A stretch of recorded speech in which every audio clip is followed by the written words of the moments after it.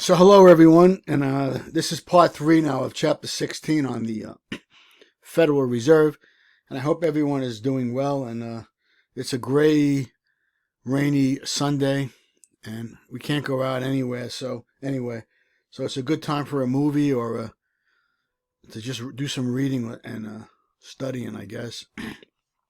So I want to pick up here on slide 18. And this is the about the Board of Governors of the Federal Reserve System. So there's 7 members headquartered in Washington, D.C. It's a quasi-private, quasi-federal, quasi-private, quasi-public institution, right? And these 7 members are appointed by the president, and the Senate confirms them. So each of these get a 14-year renewable term. And they are required to come from different districts, so they're not all tied to one area to prevent any problems. So the chairman is then chosen from the governors and serves a 4-year term. And a lot of times he's renewed. And you heard Trump always threaten Jerome Powell about he's not happy with him, and you can't fire him, but you can, after 4 years, you can appoint a new chairman. And most of the time, the existing chairman leaves anyway. He won't stick around because I guess it's a slap in his face. And what they do is they vote on the open market operations that go on, and they set the reserve requirements, how much you have to have banks have to have on reserve in case there's a problem. And they will control the discount rate. They don't actually set it, but they'll do a review and determination and suggest what it should be. And then they set margin requirements for securities, okay? And they set the salaries of the president and officers of each Federal Reserve Bank, and they review each bank's budget. And there's a couple other things. And they'll also approve bank mergers and applications for new activities. And they specify the permissible activities of bank holding companies. And they'll look at the activities of foreign banks operating in the United States. So those are some of the things they do. And every, like about 8 times a year, I believe, or 6 times a year, they have to give a speech to Congress. And they basically have to do what's called a Humphrey Hawkins speech to determine how the economy's doing. They don't want to have them... Congress doesn't want them to have total solidarity and not, anybody communicating with them, because there's always been a struggle about how much independence should they have, and then they always have to give a press conference. So in March, they gave a press conference in the beginning of March with regard to the state of the economy as we started heading into the coronavirus, and I'm going to attach that to this because I think it's a really good thing to see. All right, so what does the chairman do? He advises the president on economic policy, and him and Jerome Powell and Donald Trump have been going at it, right? Again, they testify in Congress. They speak for the Federal Reserve to the media, which, again, you're going to see in a minute. And they represent the United States in negotiations with foreign governments on economic matters. All right, so I'm gonna attach. I'll stop here, and I'm going to attach that one of the press conferences so you can see how that all plays, and then we'll pick up here. So hello everyone. So here is the meeting from March 3rd, and I just wanted you to see this. It's really interesting to watch. This happened only a month ago as the coronavirus hit.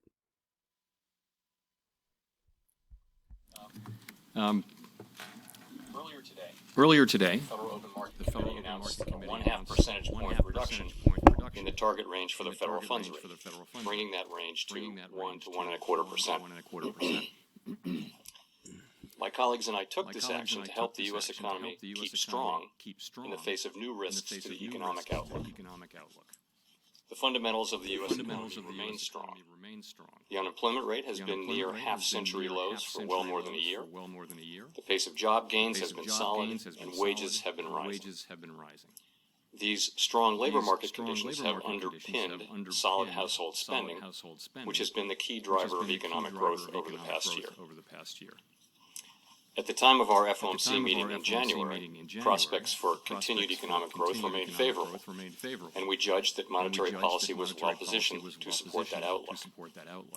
Since then, the spread of the coronavirus has brought new challenges and risks. The virus has afflicted many communities around the world, and our thoughts and prayers go out to those who've been harmed.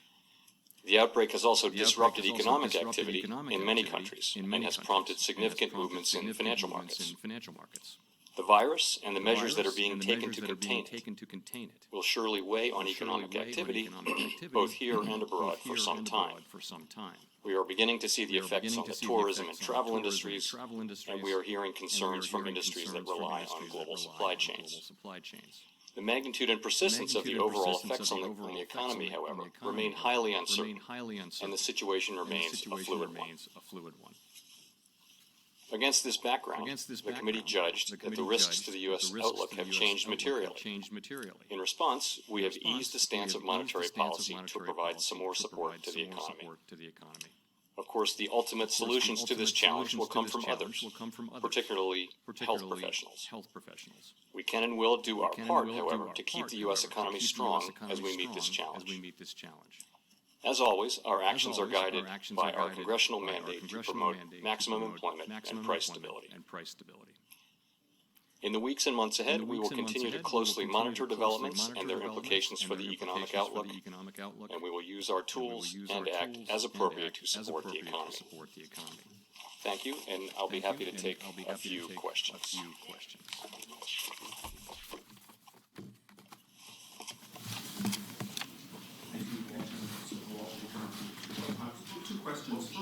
What changed between many of your colleagues seem to indicate it was still too soon to tell how this might influence the outlook? What changed between last week and today?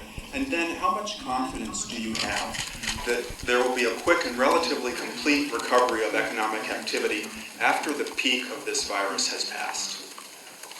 So what changed? Of course, we've been carefully monitoring the situation since it first became known and waiting to see how it would evolve. And I think we've come to the view now that it is time for us to act in support of the economy. And once you reach that decision, we decided to go ahead. So what changed really was, I would say, over the course of the last couple of weeks, we've seen a broader spread of the virus. We've seen it begin to spread a bit here in the United States. But for us, what really matters, of course, is not the epidemiology, but the risk to the economy. So we saw a risk to the outlook for the economy and chose to act. In terms of my confidence that we'll return to, what was your question? The second question?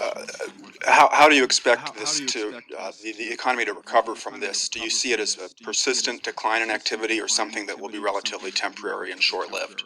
I don't think anybody knows how long it will be. I do know that the U.S. economy is strong, and we will get to the other side of this, and I fully expect that we'll return to solid growth and a solid labor market as well.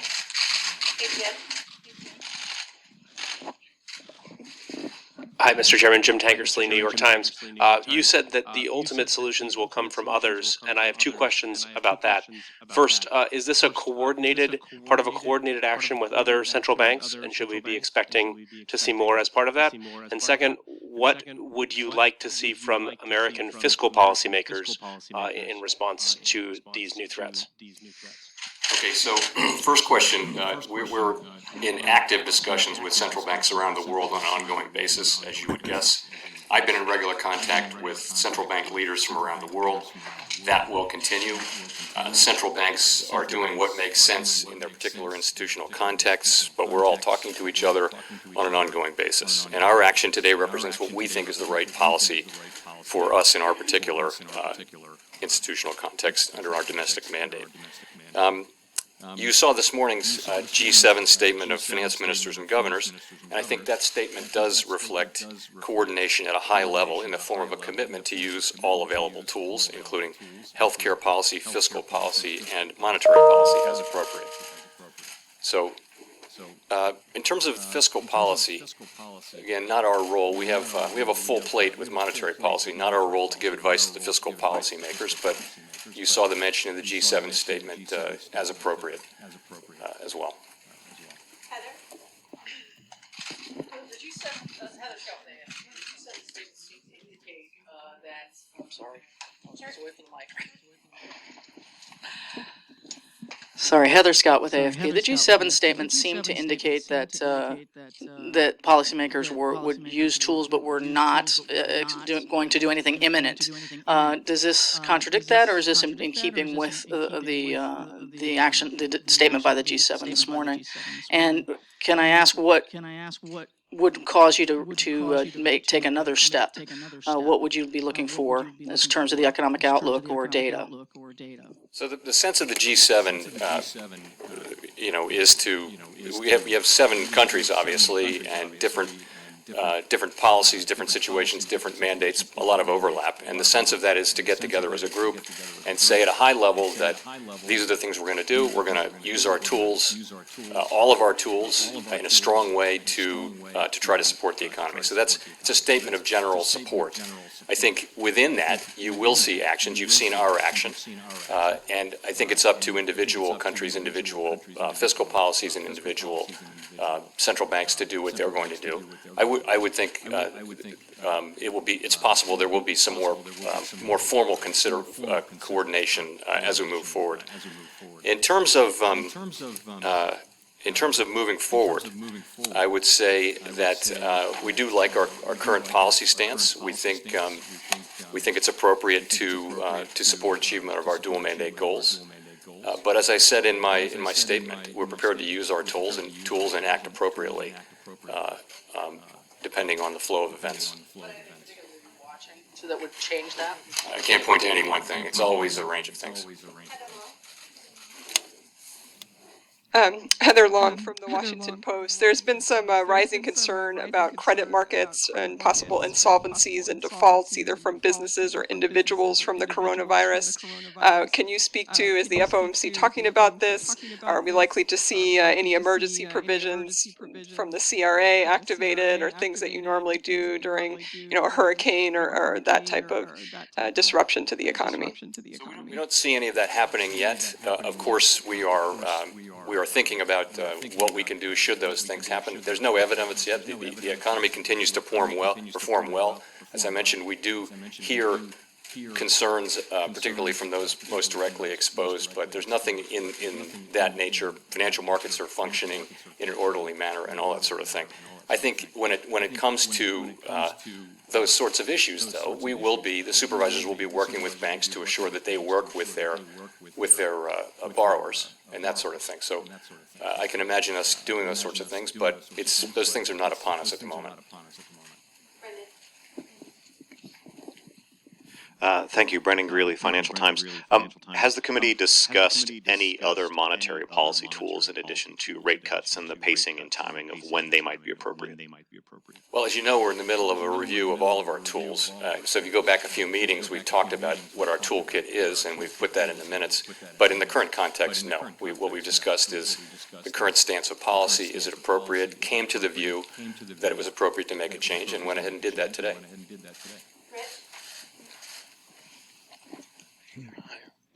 Rich Miller with Bloomberg. Thank you very much for having a press conference. Can you take us a little through the reasoning behind the rate cut a little bit more in depth? Was there a discussion? Some commentators say this is a supply side shock. Rate cuts are not particularly suitable for this. Others say, well, the supply side shock may morph into a demand shock. I wonder if you could just give us a little bit more depth on the reasoning behind the rate cut. Thank you. Sure, I'd be glad to. So the virus outbreak is something that will require a multifaceted response, and that response will come in the first instance from healthcare professionals and health policy experts. It will also come from fiscal authorities should they determine that a response is appropriate. and it will come from many other public and private sector actors, businesses, schools, state and local governments. But there's also a role for monetary policy. Monetary policy can be an effective tool to support overall economic activity. We do recognize that a rate cut will not reduce the rate of infection. It won't fix a broken supply chain. We get that. We don't think we have all the answers. But we do believe that our action will provide a meaningful boost to the economy. More specifically, it will support accommodative financial conditions and avoid a tightening of financial conditions, which can weigh on activity. And it will help boost household and business confidence. That's why you're seeing central banks around the world responding as they see appropriate in their particular institutional context. Thanks. Elon Mui from CNBC. Can you tell us what you would do if the virus ends up being contained fairly quickly? Would you envision the Fed actually raising rates in short order if the economic damage doesn't occur the way that you potentially fear? And I have a second question, which is President Trump was just tweeting about you this morning and talking about the Fed's need to cut rates. Did you feel any political pressure to make this move? So on your first question, we're always going to set monetary policy at a given time in a way that we think best serves our dual mandate goals. And it's as simple as that. So, if we get to a place where we think it's an appropriate time to change the stance of monetary policy, we won't hesitate to do that. I would also say that it's very important that people understand that we will always make our decisions based on the best thinking we have, based on what we learned from our outreach to businesses, nonprofits, educational institutions that we get every cycle through the reserve banks, and the best analysis, the best research. We're always going to make our decisions in the interest of the American people to carry forward and try to achieve the mandates that Congress has given us. And we're never going to consider any political considerations whatsoever. We will not do that, and it's very important that the public understand that.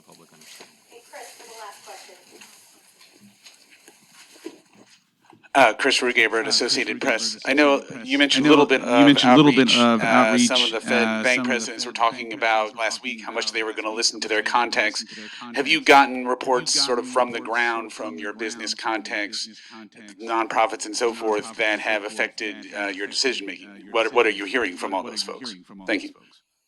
So we are hearing. I would just say the effects are at a very early stage, but you are hearing concerns from people, for example, in the travel business or the hotel business and things like that. That's what you're hearing. But you don't see things showing up in actual data. You do see them showing up in sort of sentiment forecast indicators and things like that. We expect that will continue. It will probably grow. And that's one of the reasons why we've come to the view that it would be appropriate for us today to move to support the economy. And that's what we've done. Thanks very much.